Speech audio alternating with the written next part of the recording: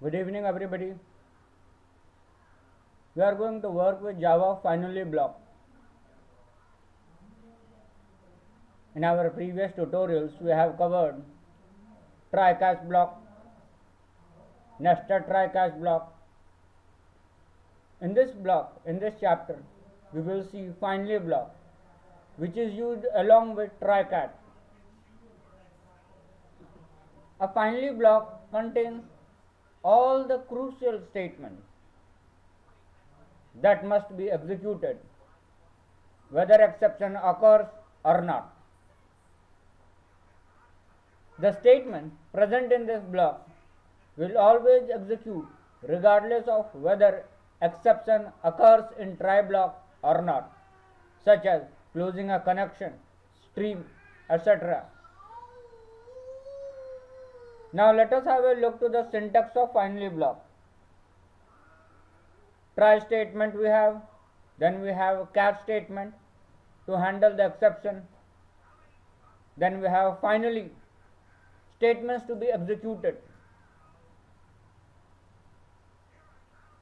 Let us have a look to the simple example of finally block. Here we can see the exception occurred in try block, which has been handled in catch block. After that, finally block got executed. In the try block, we have, now let us have a look to the class example, public static void main string args. In the try catch, in the try block, we have int num 121 divided by 100 divided by 0. This is an exception.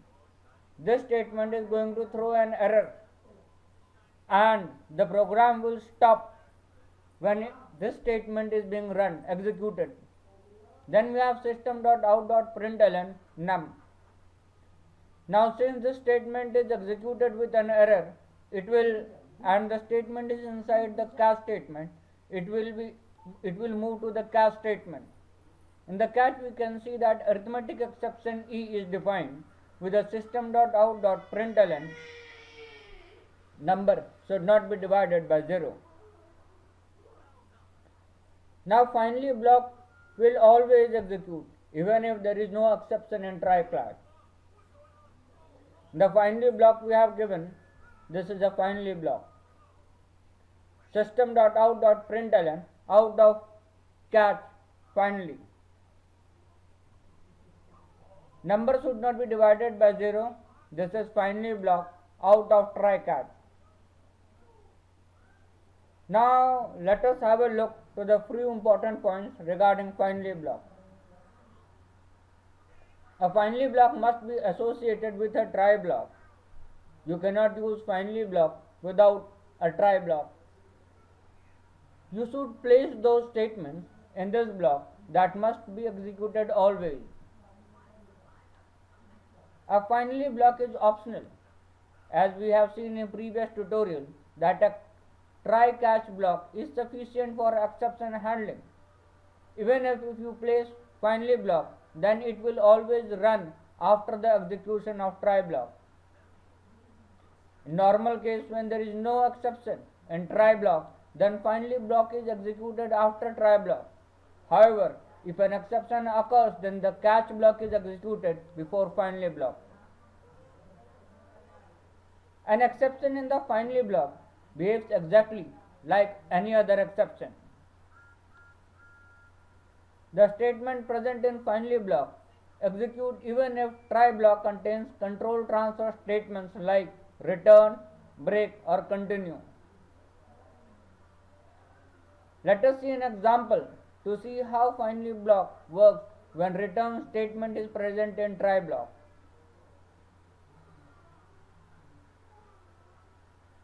We have another class Java finally, public static void main string args, system.out.println Java finally.myMethod. In this case it is going to read the method myMethod. Now we have defined the function myMethod, public static int myMethod. In this we have try, return 111, 112. After try we have finally system.out.println, this is finally block. System.out.println finally block ran even after return statement. This specifies that when the program is going to be executed, it is going to read this. Reading this, it will look for the function. In this we have try and it is going to return 112. Now since the try, it is going to return this function to this method, but still after try method it is going to read this statement. Now this is finally block ran even after return statement 112.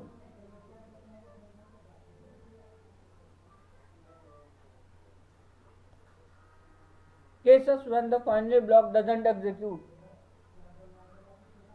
The circumstances that prevent execution of the code in a finally block are the death of a thread, using of system.exit method due to an exception arising in the finally block. Finally and close.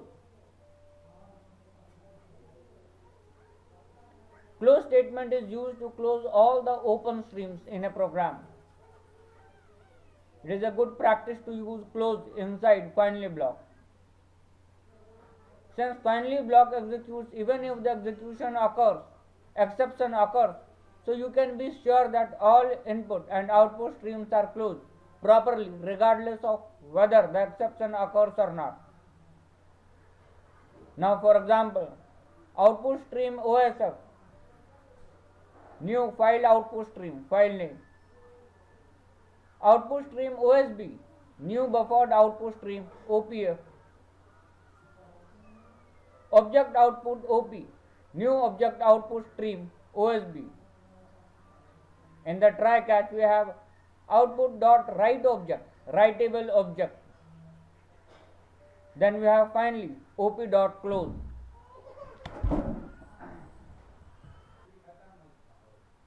Catch input output exception even. System.out.println even.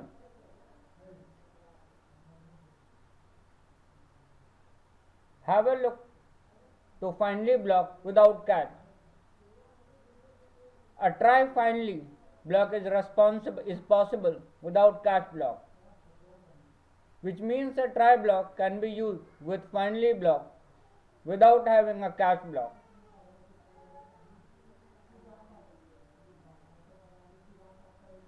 Input stream input equals to null. Input in the try catch, in the try block we have input equals to new file input stream input file dot txt. Finally, if input not equals to null, try in dot close. Catch input output exception exp. System.out.println exp.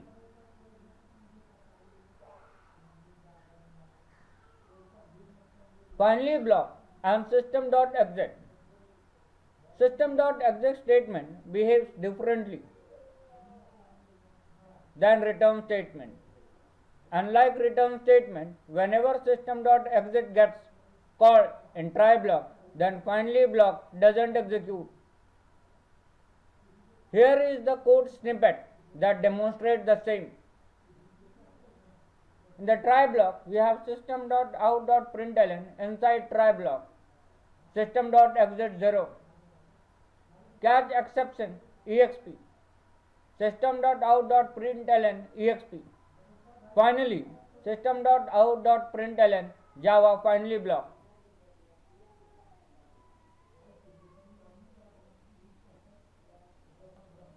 In the above example, if the system.exit gets called without any exception, then finally won't execute. However, if any exception occurs while calling system.exit, then finally block will be executed. Try catch finally block. Either a try statement should be associated with a catch block, or finally block. Since catch performs exception handling and finally performs the cleanup, the best approach is to use both of them. Let us have a look to the syntax. Try statement, statements that may cause an exception, catch statement, error handling code, finally statements to be executed.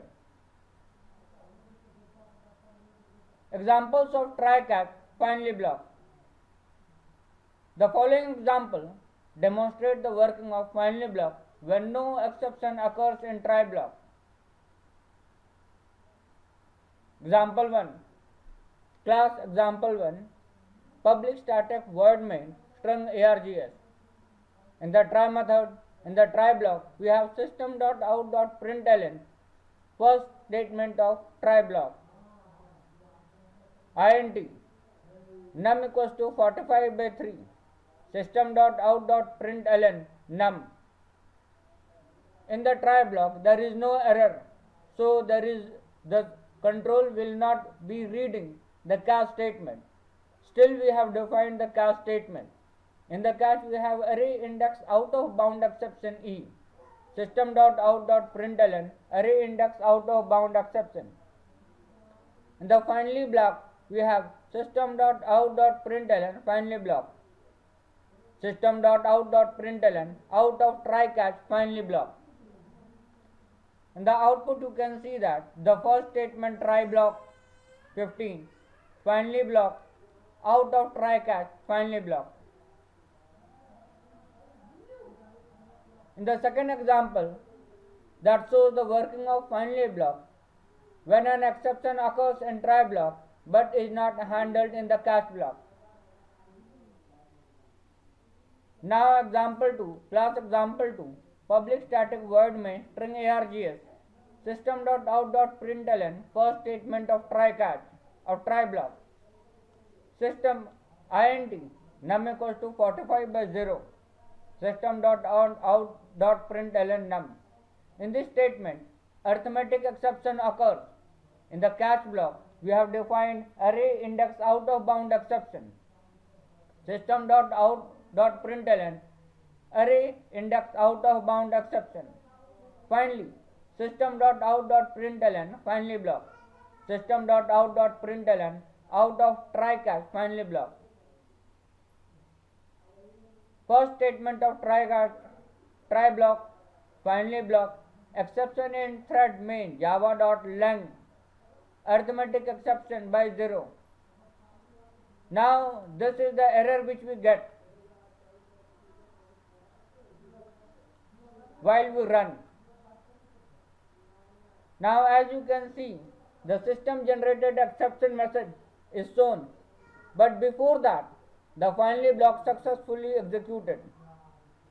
Now in the example 3, we have when exception occurs in try block and handled properly in the catch block. We have class example 3, public static void main string args. In the try block, we have arithmetic exception int num 45/0, which is handled in the catch exception. Arithmetic exception, system.out.println arithmetic exception. Now in finally block, we have system.out.println finally block. Then we have system.out.println out of catch finally block. First statement of try block, arithmetic exception, finally block, out of try catch finally block. This is all about finally block. That means finally block is an optional statement which is just written after the catch block, and it is an optional statement and will be compulsorily executed. Now what happens with the finally block? The set of codes, just like closing a set of connection, closing the file connection, such type of codes are being executed in finally block. In our next chapters, we are going to handle throw keyword, throw clause. Also we have custom exception.